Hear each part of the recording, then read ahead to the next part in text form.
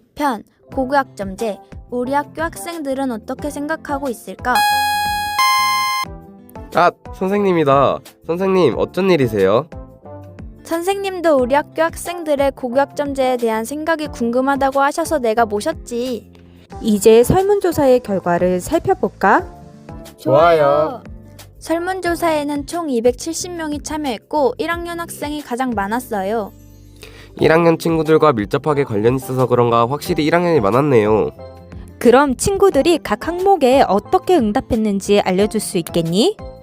첫 번째 질문은 너튜브를 보다 보니 과목을 선택하지 말고 공통 과목을 배워야 한다는 의견들이 있더라고요. 그래서 질문해봤죠. 대박! 무려 70%가 넘는 학생들이 과목 선택권을 보장해야 한다고 응답했어요. 공통 수업을 통해 보편 교육을 실시해야 한다는 입장이 28%가 나왔고요. 두 번째 질문은 학생 선택권 보장의 범위예요. 이번 질문에서 상위 응답 비율이 비슷했어요. 1위 공통 과목 50, 선택 과목 50 항목을 38%의 친구들이 선택했고요. 2위 공통 과목 70, 선택 과목 30 항목을 31%의 친구들이 선택했어요. 응답 내용이 다양하게 나왔지만 공통 과목과 선택 과목의 적절한 조화가 필요하다고 생각하는 것 같아 학생 선택권 보장 범위에 대한 다양한 의견도 받아보았는데 관심 가는 의견 몇 개를 알려주겠니? 학생들이 관심 있어 하는 과목을 직접 선택하는 것이 강점이지만 진로와 관련된 과목을 선택하는 점이 어렵다는 의견이 많아요. 그래서 과목 선택도 좋지만 미래를 위해 어느 정도 공통 과목의 필요성을 강조한 의견이 인상적이었어요. 반면에 자신에게 적합한 과목을 선택해야 그 분야에서 더 발전할 수 있어 선택권을 보장해야 한다는 의견도 있어요. 그럼 이제 세 번째 질문으로 가볼까? 세 번째 질문은 새롭게 도입된 교과별 최소 성취 수준 보장을 위한 지도가 필요한가? 라는 질문이었어요. 이번에 의견은 거의 반반 나왔어요.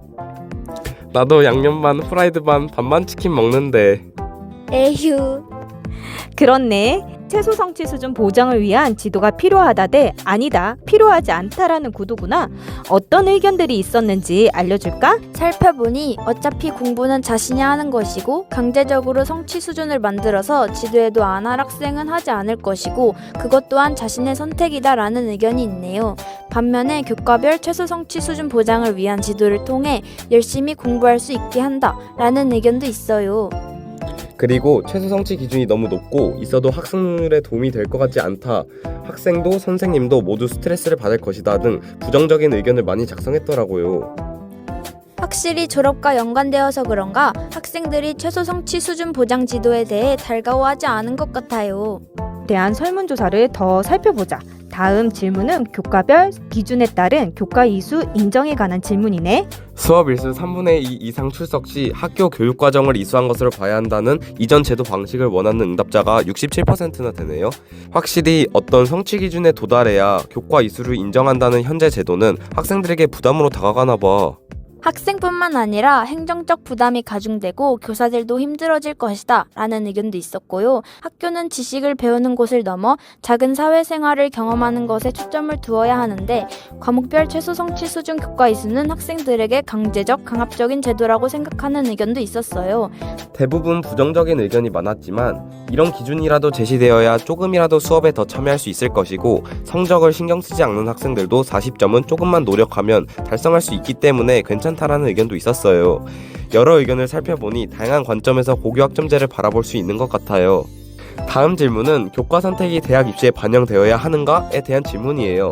어떤 학교는 과목 선택에 따라 핵심 과목을 듣지 않으면 감점을, 권장 과목을 들으면 가점을 주어서 대학 입시에 반영한다고 하더라고요. 진짜야? 그렇게 되면 내가 좋아하는 과목이 아니라 대학에서 요구하는 과목만 들어야 하잖아. 그건 나의 진짜 자유가 아니라고. 저희 학교 학생들은 교과 선택이 대학 입시에 반영되어야 한다는 쪽이 더 많아요. 우리 학교 친구들은 64% 정도가 교과 선택이 대학 입시에 반영되어야 한다고 응답했어요. 반영해야 한다는 친구들은 관련 과목을 들은 학생들을 먼저 합격시켜야 하고 관련 전공에 맞게 공부할 수 있기 때문이라는 의견을 내줬어. 반영하지 말아야 한다는 입장은 아직 고등학생이기에 진로가 확실하지 않은 사람은 큰 부담감을 느낄 수 있고 대학 가서도 자신의 적성과 달라서 전과하는 사람도 있는데 고등학생 고등학교부터 진로를 확정짓고 교과를 선택하면 진로가 변한 학생들에게 엄청난 스트레스가 될 것 같다는 의견도 있네. 자, 이제 다음 문항으로 가볼까? 과목별 평가 방식에 대한 의견이야. 일반 선택은 상대평가, 진로 융합 선택은 절대평가로 운영해야 한다는 비율이 60%나 되었어요. 저희 학년부터 사회과학 융합 선택 과목을 제외하고 진로 융합 선택 과목도 상대평가로 이루어지고 있는데 이것도 어떻게 보면 이전 제도가 더 좋다는 의견 같아요. 과목 성격에 따라 상대평가와 절대평가가 적용되어야 한다라는 의견이 대다수인 것 같아요. 다음 문항은 과목별 상대 평가 방식에 대한 의견이야. 이것도 선생님이 예측했던 응답과는 다르게 나왔는데 친구들은 9등급 평가에 더 긍정적인 응답을 했더라고. 아, 성적으로 줄 세우는 거 싫다. 그래도 대학에서 학생이 어느 정도 하는지를 알아야 하니 상대평가는 어쩔 수 없지 않을까? 그래도 기존 1등급 4%는 너무 빡센 거 아니야? 요즘 저출산으로 학생들도 없는데 우리끼리 너무 무모한 경쟁하는 것 같아. 아마 그래서 5등급제로 변경되지 않았을까 싶어. 그리고 요새 인터넷을 보니 수능으로만 대학을 가자는 의견이 많더라고. 그래서 이건 고교학점제와 딱 관련이 있는 것은 아니지만 궁금해서 물어봤지. 이번 질문은 대학 입시에 반영되는 내신의 범위네? 60%의 학생들이 자신의 진로에 맞는 활동을 반영해야 한다고 했어. 아까 교과 선택도 그렇고 학생들은 고등학교 생활 동안 자신의 진로에 대한 노력이 대학 입시에 반영돼야 한다고 생각하는 것 같아. 그런 것 같아. 고교학점제에서는 자신의 진로에 맞는 교육 활동을 중요시하는데 그런 강조점을 학생들도 필요하다고 생각하는 것 같아. 또 단순한 점수보다 무엇을 어떻게 배웠는가를 중요하게 봐주었으면 하는 마음도 읽을 수 있었어. 그런데 융합형 인재와 다재다능한 학생을 원하는 대학들도 많아지고 있으니 너무 진로에 연연히 하지 말고 진짜로 좋아하는 공부를 찾아갔으면 좋겠어.